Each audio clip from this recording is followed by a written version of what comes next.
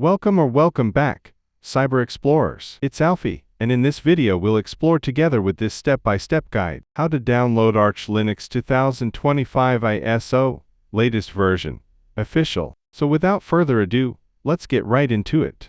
Arch Linux is a minimalist, flexible Linux distribution aimed at advanced users who want full control over their system. Adhering to the KISS, keep it simple, stupid, principle. It uses a rolling release model to provide the latest updates without full upgrades. It doesn't include a default desktop environment, allowing users to choose options like GNOME, KDE Plasma, or i3, powered by the efficient pacman package manager, and the expansive Arch user repository, AUR. Arch Linux is perfect for those seeking customization and cutting-edge software. To download Arch Linux, open your preferred browser and search for Arch Linux. Proceed to the official Arch Linux website. Next, navigate to the Download section. Then scroll down to the Mirrors section. Here, you can click on a mirror link and select the latest Arch release, x8660 for .iso. A window will open,